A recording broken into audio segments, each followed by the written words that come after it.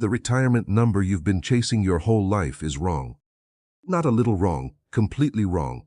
And the people who gave you that number, your HR department, your financial advisor, the guy on the whiteboard, they either don't know the real one, or they have a very good reason to keep you in the dark. I'm going to give you two specific dollar amounts today, two thresholds that change everything about how retirement actually works. And once you hear them, I promise you're going to look back at every piece of retirement advice you've ever gotten and realize how much of it was designed to keep you confused, keep you afraid, and keep you working. If that sounds like a bold claim, good. Stay with me for 9 minutes. I'll prove every single word. I want you to think about a rocket leaving Earth. The first few thousand feet, brutal. The engines are burning everything they have. The rocket is barely moving. Most people watching from the ground would think, nothing is happening. This isn't working. But here's what those people don't understand.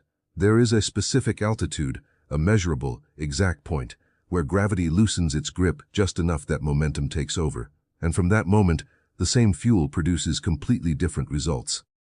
The rocket stops fighting gravity. It starts riding it. That's exactly how compound interest works. There is a specific dollar amount where your retirement account stops being something you build through effort and starts building itself through pure math. Below that number, you are the engine. Above it, the math is the engine, and you're just along for the ride. That number is not $100,000. That's the number Charlie Munger made famous in 1994, and in 1994 he was right. Adjusted for inflation, the real threshold today is $250,000, and the difference is not a rounding error. It is mathematically enormous. Here's what I mean. Say you're saving $1,000 a month, $12,000 a year, and you're getting a 7% average return, which is roughly what the S&P 500 has delivered over any 30-year window going back to the 1950s. Getting to your first $100,000 takes about 7 years. And here's the part that stings.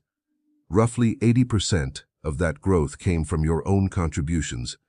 Only 20% was investment returns. You are the engine. The math is barely helping. But then watch what happens. You cross $250,000, and for the first time in this whole journey, your investment returns are contributing more than your own savings are. The market is now working harder for you than you're working for the market. That is escape velocity. That is the moment the entire game changes. And here's the thing, nobody puts a banner on the wall when it happens. Nobody calls you. You just quietly cross a line that most people in America never even know exists. I want to tell you about a guy named Marcus, construction supervisor in Ohio, $75,000 a year, been contributing to his 401k faithfully for 16 years, same truck for 8 years, packed lunches, skipped vacation 4 times. He looked at his balance recently, $230,000, and he's sitting there thinking, that's not retirement money, that's barely survival money. Marcus is months away from escape velocity. He has absolutely no idea. Without adding a single extra dollar, at 7%, that $230,000 in roughly 10 years, and if he stays the course, he crosses $800,000 by his early 60s. That second number, $800,000, is where everything changes again, but in a completely different way. I'll get to that in a moment. But first I need to warn you about the trap that destroys most retirement plans before the math ever gets a chance to work. Because the real threat isn't a bad stock market, it's you. Vanguard analyzed investor behavior during the 2022 market drop. The S&P fell about 18% that year. The investors who made emotionally driven trades during that stretch locked in losses that were nearly double what a passive investor experienced. Not because the market didn't recover, it did, but they sold during the decline and bought back in after the recovery. They turned a temporary paper loss into a permanent one. And this psychological risk is highest right at $250,000, because for the first time, there's enough money at stake that a 10% dip feels catastrophic. A 10% correction on $250,000 is $25,000 gone on paper in 3 weeks. Most people, the first time they experience that on a balance that size, do something emotional, and it costs them years. The math is not your enemy at that stage. Your own fear is. Now, the second number, $800,000. Not a million, 800,000. This is the threshold where retirement math stops being terrifying and starts being, statistically, historically, almost certainly fine. The financial industry built the entire retirement conversation around one rule: save $1 million, withdraw 4%, sleep soundly. That 4% rule came from a researcher named William Bengen in 1994. He looked at 115 rolling 30-year retirement periods going back to the 1880s and found the withdrawal rate that would have survived the single worst retirement timing in modern American history. Someone who retired in 1968, right before the stagflation of the 1970s hit. 4% survived that nightmare, so he called it the safe withdrawal rate. Here's what the industry did with that. They took the floor, a rate designed for a once-in-a-century worst case, and they marketed it as the ceiling. They said, if you can't live on 4%, you need more money. Keep saving. Keep working. Keep paying our fees. Here's what they never told you.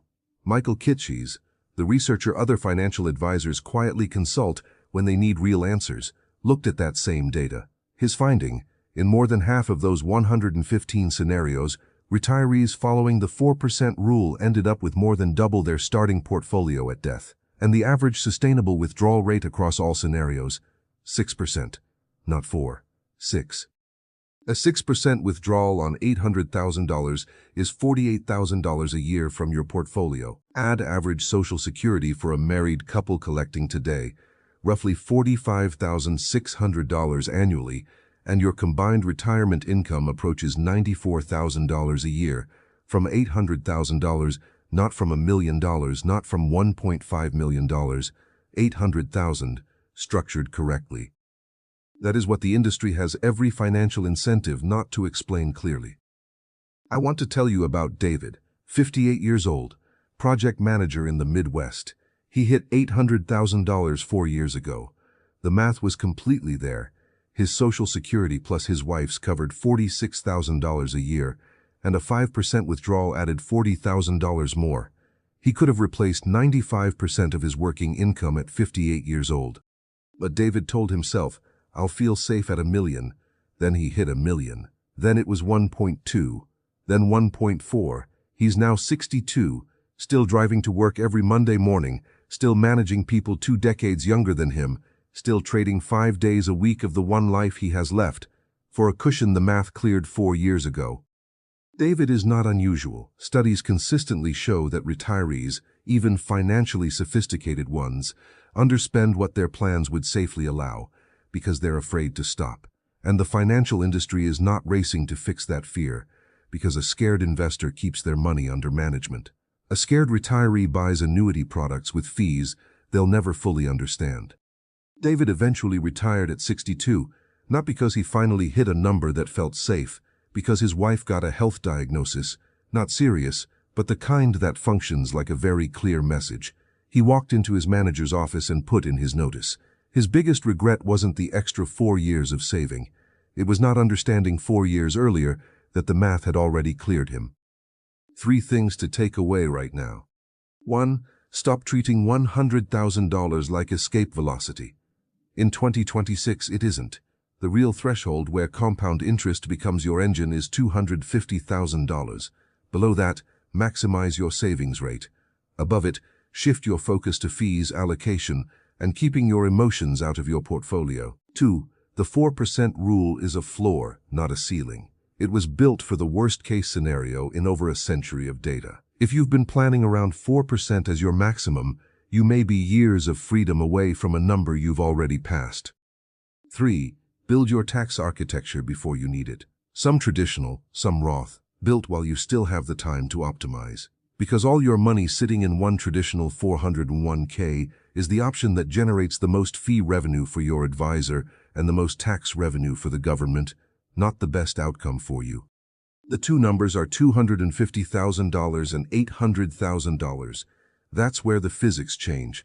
That's where the fear stops having a mathematical basis. Most of the retirement advice you've ever received lives somewhere between those two numbers and never clearly explained either one. Now you know. If this hit different, subscribe. I cover the stuff the financial industry buries every single week. And drop a comment. What number are you working toward right now?